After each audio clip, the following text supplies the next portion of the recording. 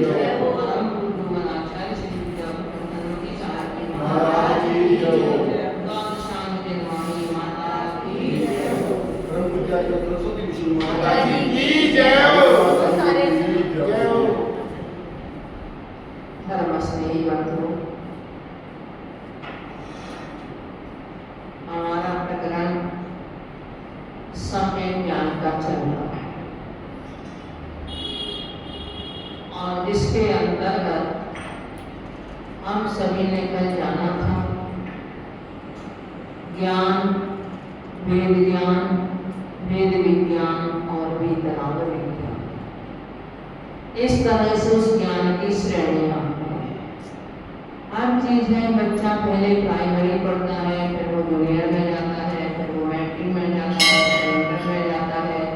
इसी तरह से ज्ञान की भी यहाँ श्रेणियां दी हैं आचार्यों ने। सामान्य ज्ञान तो जिनमें प्रत्येक आत्मा के पास है, व्यवहारिक अवस्था में सांसारिक कसाय से युक्त वेद ज्ञान भी सबके पास है, परंतु उस वेद ज्ञान को हमें तत्व ज्ञान के रूप में परिवर्तित करना है।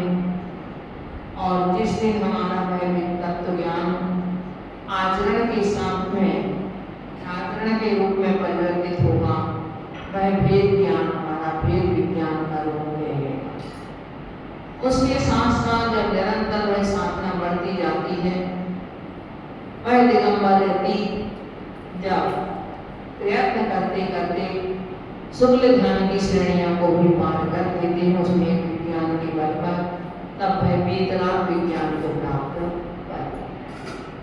वह वेदनाग विज्ञान के बारे में आपने छठमाला के मंगलाचरण में भी पढ़ा होगा। वह वेदनाग विज्ञान शिव स्वरूप शिवकार हमारे लिए कल्याण स्वरूप है वो और कल्याण का ही करने वाला है। संसार में जितने प्राणी हैं उन सबका कल्याण ही वो करेगा और स्वयं ही कल्याण रूप है। जैसे अग्नि अग्नि स्वरूप है, उष्ण स्वरूप है, इसी तरह में वेदनाग विज्ञान कल्याण स्वरूप ही है, मोक्ष स्वरूप ही है, आनंद रूप ही है वह हमारा वेदनाग विज्ञान।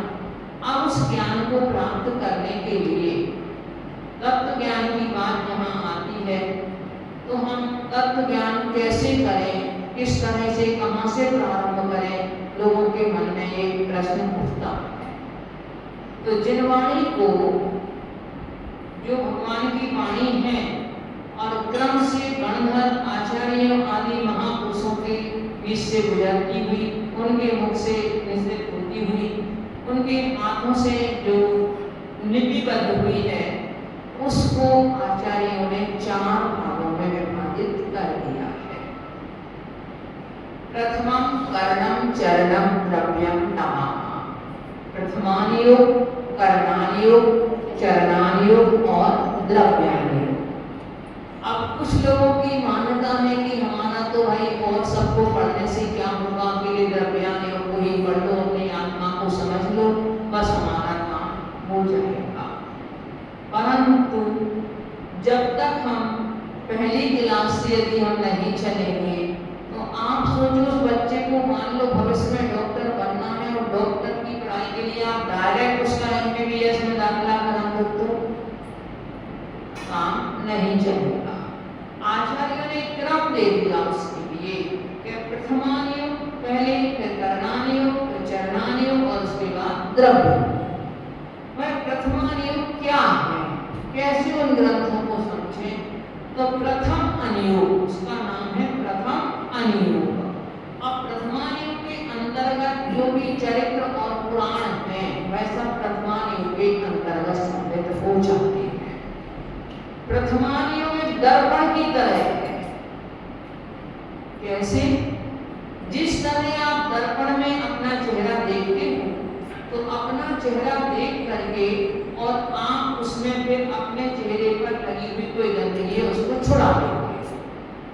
कहीं कोई गड़बड़ है तो उसके लिए आप सही कर देते हो। इसी तरह से प्रथमानुयोग में महापुरुषों के चरित्र का वर्णन किया गया है।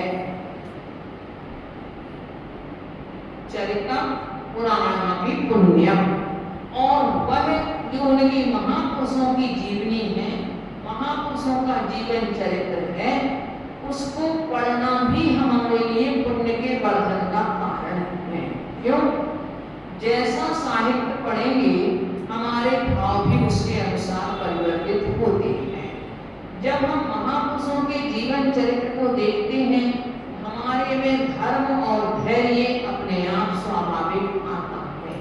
धर्म के प्रति हमारी श्रद्धा दृढ़ होती है और हमारे मन में परिस्थितियों से जूझने की, जीवन में आपत्तियों से किस तरह से उनका सहारा ले, में हम धैर्य का सहारा लें, अपने आप में धैर्य को जागृत करें, धैर्य बनाए रखें, साहस बनाए रखें उन आपत्तियों से जूझने के लिए, ये हमारे में स्वाभाविक काम। ये कहें कि उनके जीवन को पढ़ करके हमें ना एक दिशा निर्देश मिलता है, उन्होंने कैसी कैसी विषम परिस्थितियों में अपने शील को, अपने संयम को सुरक्षित रखा, वह धर्म से नहीं डिगे, क्या क्या परिस्थितियां उनके ऊपर आई, परंतु फिर भी वह अपने व्रत संयम आदि से विचलित नहीं हुए। जब हम ये देखते हैं, ये पढ़ते हैं, तो हमारे मन में भी अपने व्रत के प्रति दृढ़ता आती है, संयम के प्रति अपने आप में दृढ़ता हमारे मन में आती है। कैसी कैसी देखो, एक नारी अबला होते हुए भी, और कहीं वो अग्नि में कूद गई, समुद्र में कूद गई, जिस अग्नि को देख करके विद्याधर राजाओं के मन भी हिल उठे, और ऐसे अग्नि कुंड को देख करके उनका दिल नहीं हिला, और पंच परमेष्ठी का स्मरण करते हुए वह इस अग्नि कुंड में कूद गई। अपने शरीर की रक्षा करने के लिए वह समुद्र में भी कूद गई, अपने प्राणों की कोई परवाह नहीं की। चंदनवाला की मां ने अपने सिर की सुरक्षा के लिए स्वयं उस सैनिक की तलवार उठा करके अपने सीने में स्वयं उसने को भरी थी कि मेरे जीते जी मेरे शरीर को कोई हाथ नहीं लगा सकता। सूली पर भी चढ़ गए, किसके लिए? अपने शील की सुरक्षा के लिए, अपने धर्म की रक्षा के लिए। उन्होंने वहां लेकर के जब श्रीपाल को सूली दी जाने लगी, उन्होंने सोचा कि अरे वो मेरा कौन है, मैं किससे के लिए कहूँ, किसके लिए अपनी साक्षी पेश करूँ कि मैं ये गलत नहीं हूँ, मैं तो यहाँ कोई नहीं है मेरी सुनने वाला, क्योंकि यहाँ परदेश है, मैं दूसरे देश में हूँ, तो मैं कोई सुनने वाला है मेरी यहाँ नहीं है। तो श्रीपाल ने सोचा अब तो कोई शरण नहीं है, क्योंकि संसार में वास्तव में यदि शरण है तो शुद्ध आत्म और पंच गुरु, या तो पंच परमेष्ठी हमारे व्यवहार से शरण है, और निश्चय से देखा जाए तो हमारी गुरु की आत्मा ही हमारी शरण है। इसके अलावा और जितनी भी शरण है वह सब हमारी कैसी है? आशरण है, एक ना एक दिन वह छूट जाती है। देखिए पहले प्रारंभिक अवस्था में बच्चे को शरण क्या लगती है? मेरी माँ की गोद उसके लिए शरण लगती है, कि माँ की गोद मेरे लिए शरण है, उसी को वह सब कुछ मानता है। माँ की गोद में पहुंच जाने के बाद बच्चा बिल्कुल अपने आप को निर्भय मान लेता है। सबसे सुरक्षित जगह यदि उसे कोई दिखाई देती है बचपन में, तो माँ की गोद दिखाई देती है। उसके बाद में वह जब धीरे धीरे जब वो बड़ा होने लगता है, वो करता है, तो माँ की गोद धीरे धीरे छूटती चली जाती है। जब विवाह आदि होता है तो पत्नी के लिए जीवन साथी बन लेता है, पर वह भी निकल के कई ऐसी घटनाएं भी हुई हैं, और अब देखा जाए तो वह भी संबंध अपना कैसा है? वह भी स्वार्थ का संबंध है, वो भी शरण नहीं लेते हैं। बुढ़ापे में बच्चों की शरण होती है माता पिता के लिए, तो वो शरण भी एक ना एक दिन छूट जाती है, वह शरण भी अशरण बन जाती है। किंतु धर्म की शरण एक ऐसी शरण है, पंच परमेष्ठी की शरण एक ऐसी शरण है कि वह शरण कभी भी छूटती नहीं है। आप छोड़ सकते हो, परंतु जब आपके लिए आवश्यकता पड़ेगी और आप उनका नाम पुकारोगे, आप उनका नाम स्मरण करोगे, तो अपने आप ही आपके लिए वहां से शरण मिल जाएगी। आप उन्हें भूल सकते हो, परंतु भूलने के बाद भी जब भी आप याद करोगे, आपको ये वह सहायता आपकी स्वाभाविक रूप से होगी। तब जब हम ये देखते हैं, किससे पढ़ेंगे हम कि उन्होंने इस तरह से अपने शरीर को सुरक्षित रखा। ऐसे ऐसे करके उन्होंने महान तपस्या की और तपस्या करके अपने कर्मों को खिपाया उन्होंने। हमेशा हम पढ़ते हैं तो उस वर्तमान युग में पढ़ करके और हमें दर्पण की तरह अपना स्वयं का जीवन दिखाई देता है। वर्तमान युग हमारे लिए समझो दर्पण के समान बन करके और हमारे जीवन की दिशा को बदल देता है। हमारे लिए उसके माध्यम से अपना स्वयं का ज्ञान होता है। तो वर्तमान युग के ग्रंथ हैं जैसे पद्म पुराण है, हरिवंश पुराण आदि ये पुराण है या जो शास्त्र है, उनके माध्यम से हम अपने जीवन को सर्वप्रथम सबसे पहले हम उनको अध्ययन करके और पहले तो हम अपने श्रद्धान को मजबूत उसके माध्यम से बनाते हैं। दूसरा नियम आता है कर्मानियम। भाई जब हम प्रथमानियम में पढ़ते हैं कि उन जीवों ने इतने महापुरुष होने के बाद भी और उन्होंने जहाँ वह पुण्य की ऊंचाइयों को पहुंचे हैं तो वहां उन्हें पाप की गहराई तक उन्हें जाना पड़ा। जहाँ वो राजमहल के सुखों को भोगते थे वहां उन्हें जंगल में भी विचरण करना पड़ा। उन्हें अपने धर्म के पीछे या अपने पुण्य और पाप के पीछे आप कहो उनके जीवन में क्या क्या घटनाएं नहीं घटी। हम देखें आज कम से कम हम हैं, यदि हम अपने घर में हैं सुरक्षित है, आज किसी के लिए कोई देश निकाला नहीं दे सकता, आज किसी के लिए कोई जंगल में रहने को नहीं दे सकता, आज किसी का कोई राज ऐसे नहीं छीन सकता किसी का। किंतु उस समय जब उनका राजा होते हुए भी उनके राज छिन गया, उन्हें अपना जहाँ कहाँ राजमहलों के सुख भोग रहे थे और राजमहलों के सुख भोगते भोगते और उनके लिए यदि कहीं जंगल में जाना पड़ा, जंगल के कष्ट सहने पड़े, तो इसका कारण क्या था? वह उत्तर मिलता है हमारे लिए कर्म योग से। कर्म माने परिणाम, कर्म माने भाव। जो हमारे परिणामों का अनुयोग है, जो हमारे परिणामों को बताता है कि तुम्हारे परिणाम कैसे हैं। आप बाहर से पूजा पाठ कर रहे हो, सब कुछ कर रहे हो, आप बाहर से धर्मात्मा दिख रहे हो, किंतु कर्म योग कहेगा कि अभी धर्मात्मा नहीं हो। क्यों नहीं हो? क्योंकि अभी आपके परिणामों की विशुद्धि नहीं बनी है। हीरे का कांटा है कर्म योग। हीरे के कांटे में हीरे को तोलने में आप एक अंश मात्र भी गड़बड़ी नहीं कर सकते हो। एक तो अनाज को तोलने का कांटा होता है, उसको आप तोलते हो तो आप तो 10-100-200 ग्राम तो उसमें वैसे ही आप उसमें हटाबड़ी कर सहज में हो सकती है, परंतु यदि हीरे के कांटे में हीरे को रखा जाए तो उसमें गड़बड़ी कर सकते हो? नहीं कर सकते हो। तो कर्म योग हीरे का कांटा है, वो हमें बता देता है कि कहाँ तुम्हारी कहाँ गलती है। देखो कहाँ कहाँ तक जब श्रेणी मान रहे हैं साधु मुनिराज, और मुनिराज श्रेणी मानने के बाद में भी यदि आप कर्मों को क्षय नहीं कर पाए, आपने उनका उपशम कर दिया, तो आप 11वें स्थान तक जाकर के भी वापिस आ जाओ। इसका खेल था। बाहर में तो आप तपस्या कर रहे थे, ध्यान में लीन थे, दो साधु एक साथ मान लो बैठे हुए हैं, एक शपथ श्रेणी मान लेते हैं, एक उपशम श्रेणी मानता है, एक नीचे गिर जाता है और एक वहीं के वहीं केवल ज्ञान की प्राप्ति कर लेता।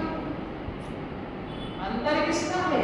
परिणामों का अंतर है। एक अपने ग्रंथों में एक मुनिराज की कथा आती है। संघ बैठा हुआ था पूरा, आचार्य संघ पूरा विराजमान था। एक देव दर्शन करने के लिए उन्होंने उस समय वहां मासूमानी साधु भी बैठे हुए थे और भी बहुत उपवास करने वाले साधु बैठे हुए थे, तपस्या बड़े बड़े तपस्वी साधु बैठे हुए थे, परंतु उनने उनको नमस्कार नहीं किया। आचार्य परमेश जी को भी नमस्कार नहीं किया। एक साधु जो तुरंत आहार करके आए थे उनके लिए पहले नमस्कार कर दिया। अब संघ के साधु कहते हैं कि देवों में इतना भी बुद्धि नहीं होती है कि जो बड़े हैं पहले उनके लिए नमस्कार करना चाहिए। और ये तो अभी अभी मतलब सब छोटे भी हैं सब साधुओं से, और उनके लिए पहले नमस्कार करने के लिए लग गए। तो वो कहते हैं कि ये तो अभी आप सामायिक में जब बैठोगे इसका परिणाम तब देखना। बोले थोड़ी देर में आपको सब पता चल जाएगा। और हुआ यही कि जब साधु सामायिक में बैठे, वो जो आहार करके साधु आए थे उनने ऐसा ध्यान लगाया, छपक श्रेणी भाड़ी केवल ज्ञान की प्राप्ति हो। तो परिणामों का खेल था। इसका मतलब ये नहीं है कि आहार करने वालों को तो हो जाएगी, उपवास करने वालों को नहीं होगी। इसका मतलब ये नहीं है, कोई भी सिद्धांत सर्वथा नहीं होता है, अलग अलग बात होती है। देखो पुण्यराज का दृष्टांत आता है कि वह अपने जैसे सुना के मेरे बेटे पर आक्रमण कर दिया है पड़ोसी राजा ने, परिणाम खराब हो गए, आक्रोश ध्यान हो गया। किंतु जब श्रावक ने उनके लिए संबोधन किया कि अरे स्वामी, इसका राज्य, इसका वैभव, जब ये शरीर ही हमारा नहीं है तो ये राज्य वैभव किसका हो सकता है। जब ये उन्होंने उनके लिए कहा, संबोधन किया, संबोधन मिला, तुरंत अपना पश्चाताप प्रतिक्रमण दिया, और मात्र प्रतिक्रमण नहीं किया, उसके साथ प्रत्याख्यान भी कर दिया, अपनी गलतियों का परित्याग करके, और वह लेकर के सामायिक में लीन होकर अंतर्बोधन में केवल ज्ञान को प्राप्त हो गए। तो ऐसे ऐसे भी दृष्टांत हमारे आगम में आए हुए हैं, और ये रंच मात्र भी इनमें कहीं कोई गलती नहीं है। तो हम उन परिणामों को बताने वाला कि आप अपने परिणामों की विशुद्धि इतनी बनाओगे, आपके यदि परिणामों की विशुद्धि नहीं है तो उन्होंने लोगों ने जिनने भी पुण्य और पाप के फल झेले हैं, उन्होंने पुण्य और पाप को भोगा है। एक कारण उनने अपने जीवन में निष्पाप का संचय किया था, अपने परिणामों को पतन की ओर ले गए थे। उन्होंने पाप कर्म का संचय किया था पहले, और ऐसा कुछ काम उनके बल से किया था कि जिसके कारण आज उनके लिए ये सहन करना पड़ रहा है। ये उनका स्वयं का पूर्वकृत कर्म का फल है। यदि और जिन्होंने उन्होंने पुण्य भी किया तो उन्होंने ऐसे नियम किए थे, संयम किया था, ये व्रत पाले थे, इनके माध्यम से उन्हें अपने परिणामों की उनकी निर्मलता बनी थी। उनके भावों की निर्मलता के बल पर जो उन्होंने पुण्य का संचय किया था, उसके कारण से उन्हें ये सारा पाय का वैभव उन्हें प्राप्त हुआ है। उनके भाव उस वैराग्य की ओर गए हुए हैं। वह वैराग्य के मार्ग पर चलना भी कोई कम पुण्य की बात नहीं है। कहते बड़े भागी रत्न रहते हैं, बड़े भाग्य की बात होती है। अन्यथा ऐसे ऐसे भी दृष्टांत देखे गए कि पूरे जीवन भर सोचते रहे कि हमें दीक्षा लेना है, दीक्षा लेना है, परंतु उनकी दीक्षा नहीं हो पाई। तो नहीं। एक बार महाराज जी शुल्लक अवस्था में एक परिवार में आहार के लिए गए, बड़ा घर था, तो उन्होंने लेके सर्दी का समय था, आहार के बाद महाराज जी को आंगन में बिठा दिया। बोले महाराज जी, उनकी 6 तो बेटियां थी और 6 बेटे थे। अब उस माँ की इतनी इच्छा थी कि मेरा एक बेटा और एक बेटी कम से कम धर्म के मार्ग पर बढ़े। बहुत इच्छा उस माँ की थी। उन्होंने रोज मतलब शाम का दोपहर में प्रवचन वगैरह महिलाओं को करना, अच्छा ज्ञान था उनका, सब कुछ था। उनकी स्वयं की भी इच्छा थी कि मुझे भी दीक्षा लेना है, एक बेटा और बेटी भी कम से कम मेरे कुंभ से जन्मा, ये भी कम से कम वैराग्य के मार्ग पर बढ़े। परंतु किसी भी बच्चे के भाव नहीं। वो महाराज जी से बोली, महाराज जी मेरे लिए एक आशीर्वाद है, तो मैं सोचती हूँ मेरा एक बेटा और बेटी जरूर धर्म के मार्ग पर निकले। तो छोटा बेटा वहां खड़ा हुआ था, बोला महाराज जी ऐसा करो, आप तो मम्मी को ही ले जाओ। बोले हम तो भाभी के पास डरे रहते हैं। कहने का तात्पर्य ये है, पूरे जीवन भर ना तो उनकी दीक्षा हो पाई और ना उनके बच्चों में किसी के भाव दीक्षा लेने के लिए। और ऐसे भी परिवार के जिनमें से सबके सब निकल गए। तो ये बड़े उनके पुण्य की, उनने पूर्व जन्म में कोई ना कोई ऐसा पुण्य किया हुआ था, और अगर नहीं हो पाए तो समझो कोई चारित्र मोहिनी कर्म का ऐसा बंध कर लिया था पूर्व जन्म में कि वह चारित्र मोहिनी कर्म का आज उदय आ रहा है, जिसके कारण से चाहते हुए भी और दीक्षा के भाव नहीं हो रहे हैं, दीक्षा के भाव होते हुए भी वह दीक्षा को ले नहीं पा रहे हैं। तो बड़ा भागीरथ नत्र है। ये सब कुछ बताने वाला हमारे लिए कौन सा योग है? करनान योग है। आपकी बिल्कुल इतनी बारीक से बारीक गति को भी वह करनान योग पकड़ लेता है, और जैसे हीरे का कांटा होता है वह बहुत सूक्ष्मता से उसे तोला जाता है, ऐसे ही आपके परिणामों की तौल यदि करना है तो यह करनान योग के माध्यम से आप कर्म की कितनी अवस्थाएं होती हैं, किस तरह से किस कर्म का बंध होता है, कैसे कैसे कर्म उदय में आते हैं, ये सब जानकारी हमें करनान योग के माध्यम से मिलती है। तो जब पुनर्पाप के फलजन्य देवी प्रथमान योग की का हमें स्पष्टीकरण किसके माध्यम से होता है? करनान योग के माध्यम से।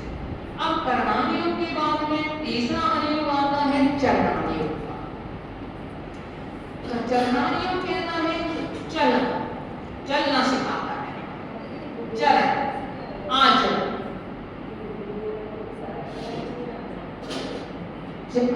चरण माने आचरण, जो हमें आचरण करना सिखाता है। अब आपने करनान योग के माध्यम से जब सीखा कि हमारे प्रभावों की निर्मलता होनी चाहिए, तो जब आप चरणान योग कहता है पहले आप अपनी चर्या समेत करो, अणुव्रत महाव्रत आदि का पालन करो, पदार्थों से विरक्ति करो, अपने आप को सीमित करो, अपनी इच्छाओं को सीमित करो। जहाँ जहाँ तुम्हारा ये मन दौड़ रहा है, विषय इंद्रिय विषयों की ओर तुम्हारा मन दौड़ रहा है, उनको एक परिधि में ले आओ। पहले किसी चीज की पावर बढ़ानी होती है तो क्या करते हैं? उसको एक परिधि में उनको संग्रह करते हैं।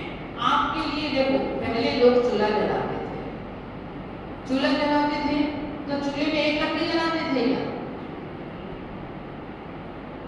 कम से कम 2-3 लकड़ियां उसमें साथ में जलाते थे, तब कहीं उनकी ऊर्जा एकत्रित होती थी और वह भोजन को पका पाती थी। इसी तरह से करनान योग कहता है कि अपनी जो इच्छाएं जो तुम्हारी, एक एक लकड़ी यहाँ रख दो, एक यहाँ रख दो, एक यहाँ रख दो, एक यहाँ रख दो, भोजन पक जाएगा?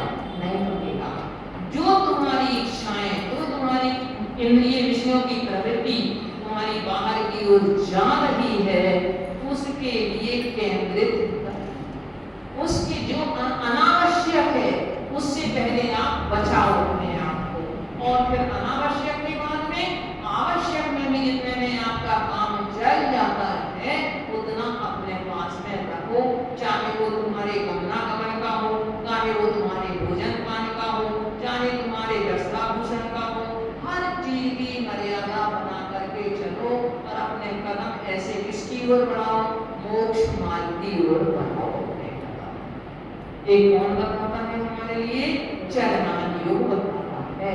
चौथा है द्रव्यान योग। द्रव्यान योग कहता है कि अरे तुम कर क्या रहे हो, जब तुम बाहर ही बाहर नहीं उलझ जाओ। द्रव्यान योग क्या कहता है कि बाहर में नहीं उलझते रहना अकेले, तुम जितनी भी क्रियाएं ये कर रहे हो व्रत उपवास आदि की, इनमें तुम्हारी शरीर की योग्यता जरूरी है, शरीर के संयोग के माध्यम से हो रही है, किंतु ये शरीर भी तुम्हारा नहीं है। द्रव्यान योग कहता है करना किसके लिए? शांत बैठ जाओ, कोई तुम्हारा है ही नहीं। जब शरीर ही तुम्हारा नहीं है तो जो तुम्हारे में तुम व्रत करोगे आदि और जो भी क्रिया करोगे उसमें तुम्हारे मन में कर्तृत्व बुद्धि आएगी, वह कर्ता तुम हो नहीं हो किसी कर्तव्य के। इसलिए क्या करो? एक शुद्ध चेतन द्रव्य जो आप हो, उस आत्म तत्व को पहचानो।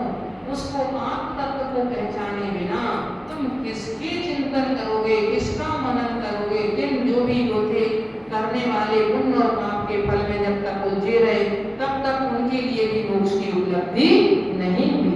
जब उन्होंने ऐसा ध्यान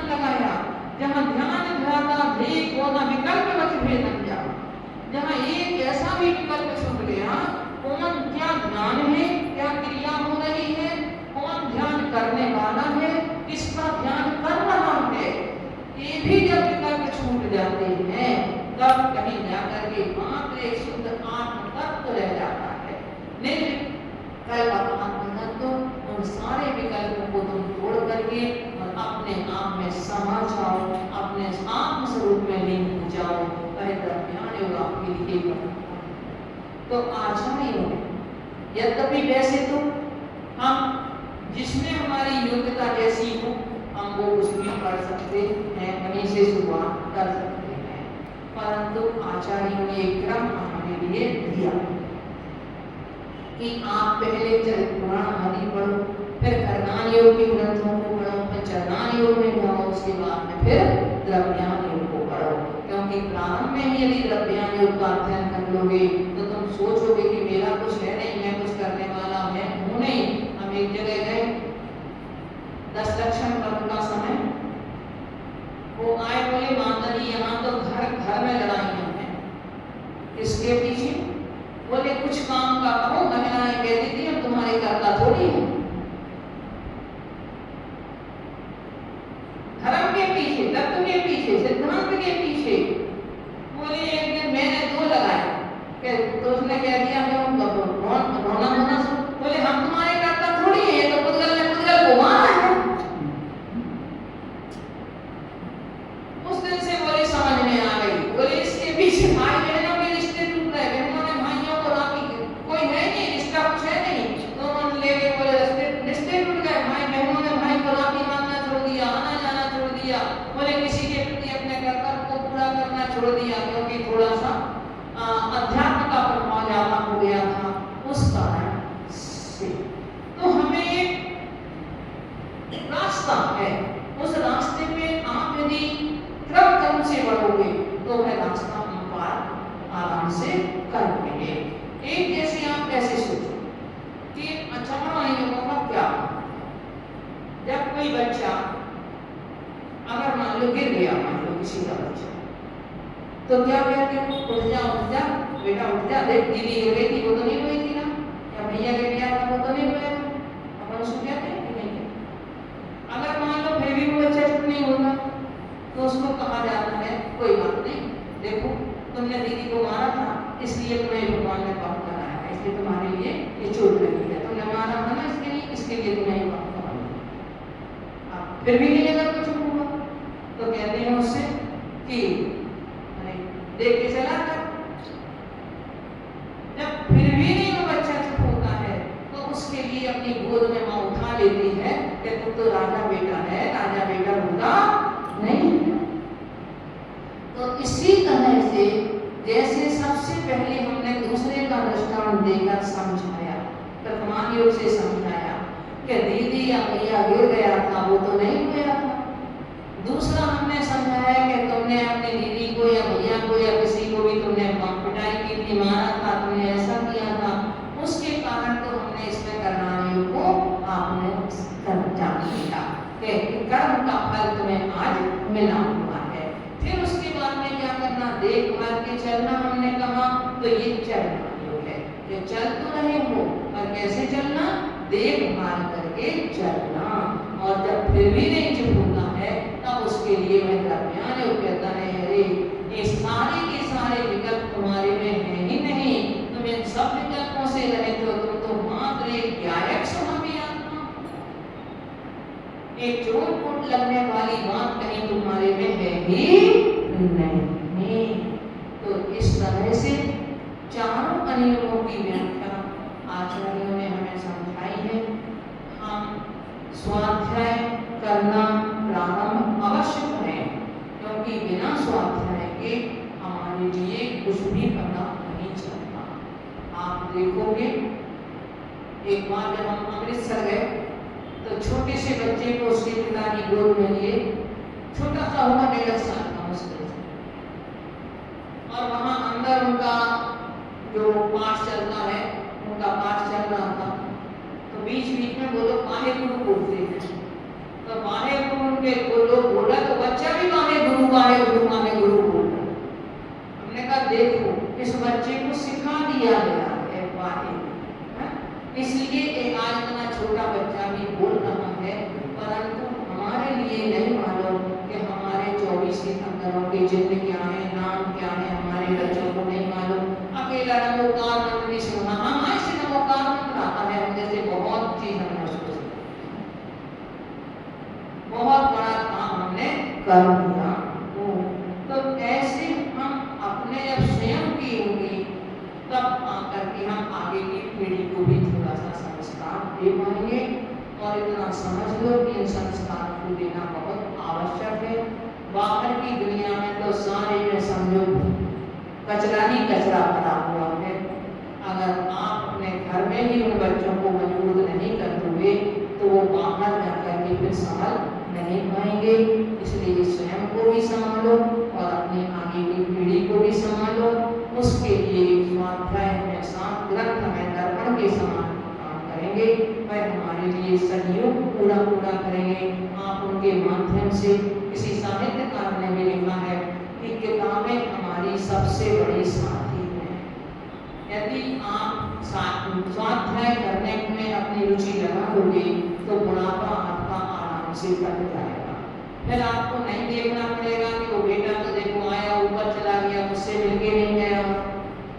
दिन भर आप जब अकेले बैठे रहोगे, आपके लिए नहीं किताबों का सहारा आप नहीं लोगे तो आपके लिए खुद ही कुछ पता नहीं चलेगा कि समय कब कट गया, अन्यथा समय को आपको काटना पड़ेगा।